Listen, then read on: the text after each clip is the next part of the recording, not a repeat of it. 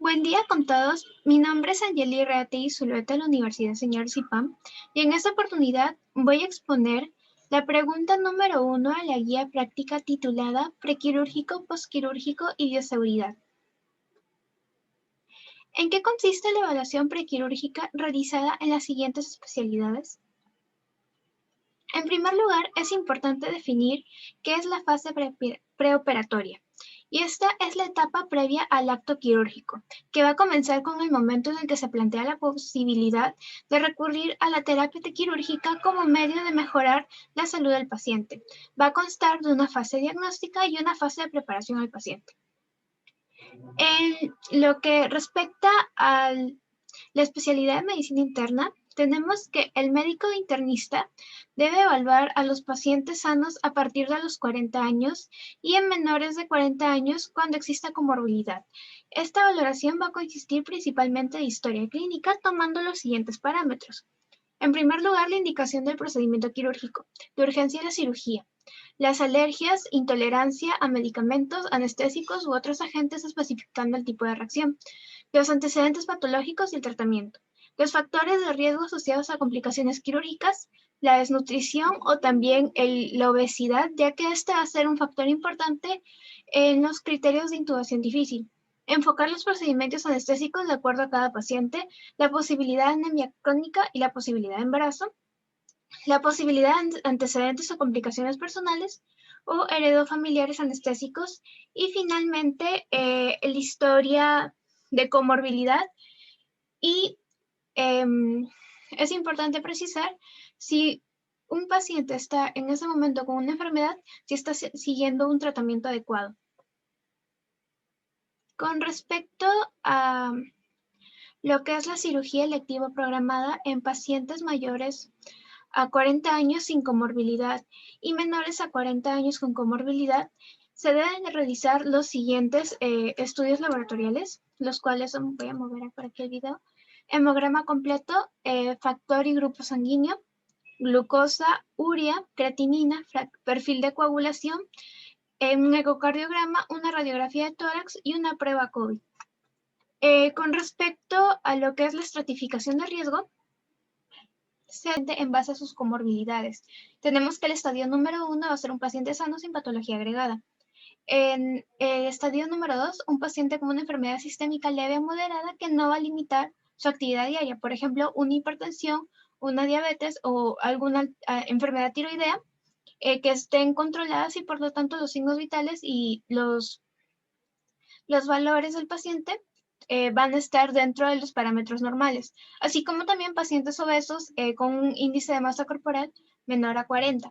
En el estadio número 3 tenemos pacientes con enfermedad sistémica severa que van a limitar su actividad diaria. En este caso vienen a ser enfermedades previamente mencionadas, pero que se encuentren sin tratamiento y por lo tanto los valores del paciente van a estar alterados, así como también, por ejemplo, un infarto agudo de miocardio o un accidente cerebrovascular que se haya dado en un lapso mayor a 3 meses. Un paciente con estadio 4, tenemos un paciente con enfermedad sistémica severa con riesgo vital. En este caso puede ser un infarto agudo de miocardio o un accidente cerebrovascular en un lapso menor a 3 meses. En el estadio número 5 tenemos un paciente moribundo que no tiene mayores expectativas de sobrevivir, en este caso un aneurisma o una ruptura de una víscera. En el estadio número 6 tenemos un paciente declarado con muerte cerebral y por lo tanto donador. En el estadio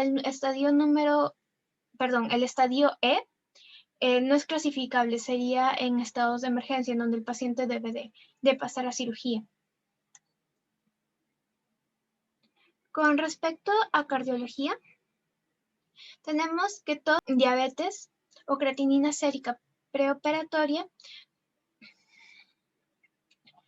¿Qué pacientes deberían pasar por lo que es la evaluación cardiológica? Pacientes mayores de 50 años, aunque algunas bibliografías sugieren que a partir de los 40. Pacientes que tengan sintomatología que sugiere enfermedad cardíaca o antecedentes de cardiopatías. En el caso que sean cirugías de alto riesgo, una enfermedad cardíaca sistémica, o un historial de enfermedad cardiovascular, una historia de insuficiencia cardíaca congestiva, la presencia de diabetes insulinodependiente, una creatinina sérica preoperatoria que sea mayor a 2 miligramos por decilitro. Con respecto a la enfermedad cardiopulmonar y en caso de hipertensión arterial sistémica, los exámenes más adecuados serían un ecocardiograma, una radiografía de tórax, la gasometría, la espirometría y también electrolitos séricos y la bioquímica sanguínea. Con respecto a la evaluación cardiológica es importante tener en cuenta la anamnesis, el examen físico, la evaluación del estado hemodinámico, la presión arterial en ambos brazos, los pulsos arteriales, la presión venosa de la yugular, la auscultación cardiopulmonar y la palpación abdominal. Y también el signo de Godet para ver si el paciente evidencia signos de edema a nivel de las extremidades. En exámenes complementarios tendríamos un electrocardiograma, el hematocrito, los electrolitos y la función renal, así como también los análisis de orina. Con respecto a la clasificación de Goldman, tenemos que este es un instrumento clínico útil utilizado para determinar el riesgo cardiológico en procedimientos quirúrgicos, siendo considerado como un índice multifactorial para el riesgo cardíaco, el cual toma en cuenta 9 factores de riesgo independientes, los cuales son evaluados en una escala de puntuación. Esta puntuación va a clasificar el riesgo en 4 clases. Clase 1, que es una tasa de complicaciones cardíacas del 1%, la tasa 2, que es del 7%, la tasa 3, que es del 14% y mayor a 26 puntos, como la tasa 4, la clase 4, que es un 78% de probabilidad de complicaciones. Con respecto a neumología, tenemos que esta evaluación va a ser necesaria para los procedimientos quirúrgicos torácicos o generales, la recesión pulmonar en procedimientos quirúrgicos que requieren ventilación unipulmonar, así como también en casos de cirugía mayor abdominal y torácica o en pacientes mayores de 60 años. Es importante tener en cuenta la historia clínica del paciente, en este caso un paciente mayor de 60 años que tenga historial de tabaquismo o que tenga EPOC. Aquí en Perú es muy frecuente que se cocine con leña, lo que es el fallo cardíaco congestivo, la dependencia funcional total o parcial, una clasificación de ASA mayor a 2, así como también tener en cuenta el tipo de cirugía y los efectos de la anestesia, ya que la anestesia va a tener un efecto depresor en lo que es la respiración, para evitar alteraciones a nivel metabólico. Con respecto a las pruebas necesarias, tenemos el volumen expiratorio forzado en 1 segundo, la capacidad vital forzada, la capacidad de difusión de monóxido de carbono, y en adultos con un volumen expiratorio forzado en 1 segundo menor a 0.8 litros por segundo o del 30% del previsto van a tener un alto riesgo de insuficiencia y complicaciones pulmonares postoperatorias. Tenemos también la puntuación de STOP, Stop Bank utilizada para lo que es la evaluación preoperatoria, que es si el paciente ronca, si tiene disnea o cansancio, apnea comprobada, presión alta, un índice de masa corporal mayor a 35, si es mayor de 50 años, si tiene una circunferencia del cuello mayor a 40 centímetros y también si es de sexo masculino. Con respecto a endocrino, tenemos en primer lugar lo que es el control de la diabetes mellitus. Es importante el ecocardiograma, la radiografía de tórax, la glucemia en sangre, la hemoglobina glucosilada, los electrolitos séricos y el perfil lipídico. Con respecto a la diabetes, es importante que su manejo sea recurrente en la evaluación de los pacientes sometidos a cirugía, ya que se deben de evitar tratamientos que lleven a las glicemias a valores extremos. La hipoglicemia puede tener un efecto depresor en el ritmo cardíaco, y va a tener también un efecto depresor en lo que es el estado de conciencia. Por lo tanto, va a ser difícil detectar a un paciente sedado o anestesiado. Y en casos de hiperglicemia puede haber un balance electrolítico y producir cetoacidosis, así como también en niveles sostenidos mayores a 200 miligramos por decilitro se van a asociar a una pobre cicatrización, infecciones, así como un aumento de mortalidad en pacientes críticos. Entonces, es importante también recordar que el paciente diabético tipo 1 va a necesitar insulina basal todo el tiempo para evitar la cetoacidosis. Con respecto a lo que es la patología tiroidea, en la evaluación de un paciente tenemos que siempre tener en cuenta de que, en primer lugar, la sintomatología nos va a dirigir a lo que es hipotiroidismo o hipertiroidismo. Se deben de considerar cualquiera de las dos y tener en cuenta también las pruebas de función tiroideas, en este caso la TSH, para una baja respuesta a la hipoxia y hipercapnia. Entonces debe de tenerse en cuenta que se deben de compensar las hormonas tiroideas y, en el caso de coma mixedematoso, suplementar con corticoides. Con respecto a la insuficiencia suprarrenal, cualquier paciente que haya recibido un equivalente de 20 miligramos de prednisona durante más de 5 días puede tener una depresión del eje hipotálamo-hipófisis suprarrenal. Si esta dosis ha sido con un periodo prolongado de un mes, la depresión de este eje podría durar un año. Y dosis iguales o menores a 5 miligramos parecen no tener este efecto. Es importante tenerlo en cuenta al momento de realizar la operación.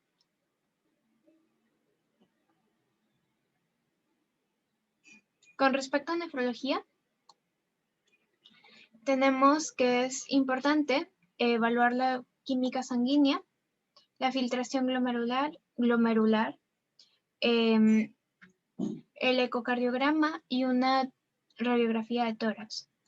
En este caso tenemos factores preparatorios predictores de una insuficiencia renal aguda, como una edad mayor a 56 años, sexo masculino, si la cirugía es de emergencia o intraperitoneal, si el paciente tiene una diabetes mellitus que necesita un tratamiento con hipoglucemia antes de insulina, antecedentes de hipertensión arterial, insuficiencia cardíaca congestiva, un infarto agudo de miocardio, una enfermedad vascular periférica, un ACV, una enfermedad pulmonar obstructiva crónica, la presencia de ascitis,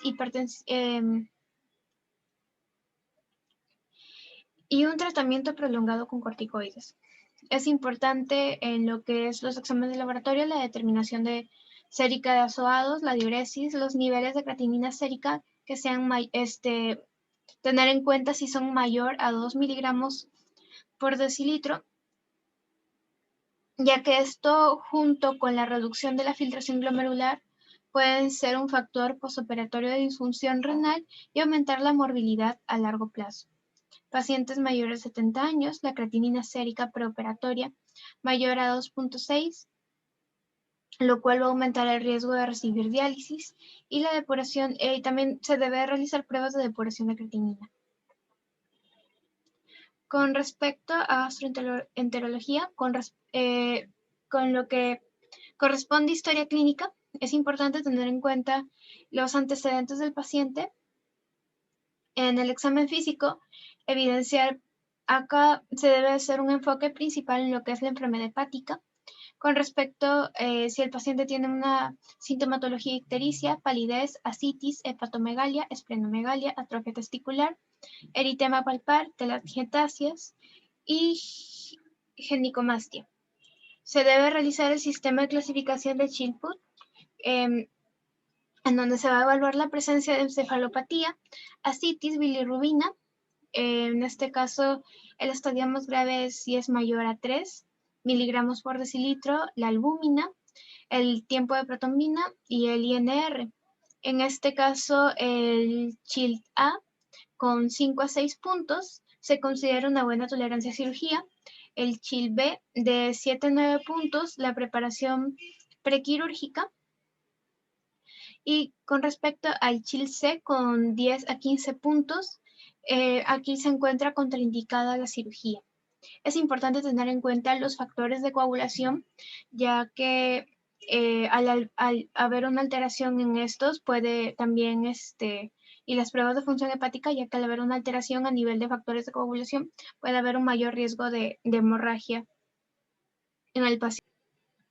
Es importante tener en cuenta que el paciente debe tener como mínimo 10 miligramos por decilitro de hemoglobina y 30% hematocrito. Con respecto a la coagulación, los pacientes que están anticoagulados con antagonistas de la vitamina K deben de ser suspendidos 5 días previos a la cirugía electiva e iniciar el traslape con heparina de bajo peso molecular o no fraccionada. También se debe tener en cuenta y monitorear al paciente por el riesgo de una embolia pulmonar, ya que va a ser la causa más frecuente de muerte evitable intrahospitalaria. Y se debe de tener en cuenta también los factores de coagulación para evitar el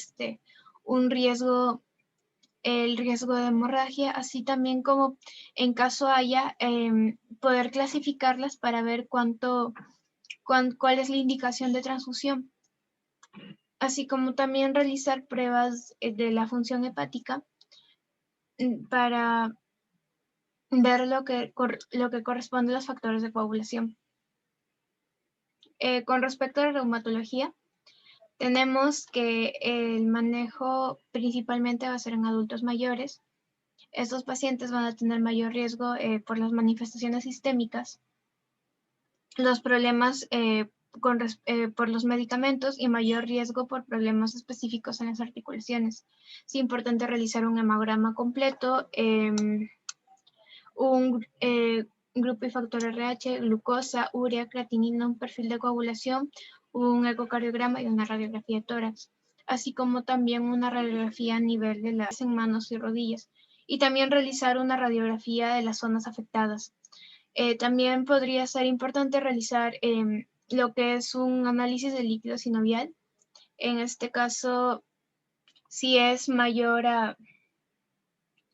si tiene de 2.000 a 75.000 leucocitos, es considerado inflamatorio. Existe un riesgo cardíaco en pacientes reumáticos, ya que va a haber una acelerada aterosclerosis por el uso de esteroides y una arteritis coronaria. En la artritis reumatoide, por ejemplo, hay compromiso miocárdico, así también como un compromiso valvular en lo que es el lupus. Entonces, se debe tener en cuenta que va a haber un mayor riesgo de hipotensión en la inducción anestésica. Con respecto a las complicaciones pulmonares, en las enfermedades reumáticas puede haber fibrosis pulmonar, por lo cual los pacientes deben ser evaluados también con gases arteriales y un test de función pulmonar. Entre las complicaciones hematológicas es frecuente que el paciente curse con una anemia moderada, propia de las enfermedades crónicas, con una hemoglobina de 10 o menor, que puede ser tratado con eritropoyetina o una transfusión, así como también la trombocitopenia, que es común en el lupus, y el síndrome antifosfolipídico, que puede asociarse con un mayor riesgo de sangrado. Con respecto a la infectología, el enfoque principalmente se va a dar a VIH. Es importante en la historia clínica, como ya se describió antes, tener en cuenta la infectología. Es importante, bueno, en este caso nos vamos a enfocar principalmente en lo que es el VIH. Se debe realizar al paciente un hemograma completo con recuento de leucocitos, una prueba de función hepática, urea, creatinina, perfil de coagulación, un electrocardiograma, una radiografía de tórax y una prueba de COVID. Se debe también hacer un descarte de hepatitis B y C. Es importante tener en cuenta que los pacientes inmunodeprimidos pueden estar expuestos a complicaciones de la herida. Y finalmente, en pediatría, cuando la cirugía es programada, se debe realizar la evaluación prequirúrgica entre 15 a 30 días previos para tomar los recaudos necesarios con cada paciente. En la historia clínica se debe tener en cuenta el motivo de la cirugía, los antecedentes personales y familiares, el examen físico y también el esquema de vacunación completo según la edad. En este caso sería el esquema del MINSA. El examen de laboratorio, el hemograma, se requiere una hemoglobina mayor a 10 miligramos por decilitro y un hematocrito mayor al 30%. También se debe tener en cuenta el recuento de plaquetas. las pruebas de coagulación, y también se debe realizar una valoración cardíaca, una consulta odontológica, la derivación al especialista correspondiente en caso hayan otras alteraciones, una psicoprofilaxis y también derivación al consultorio de anestesiología. Una vez terminada la fase diagnóstica, se pasa a la fase de preparación, que es la preparación psicológica del paciente antes de entrar a cirugía, el ayuno preoperatorio, que es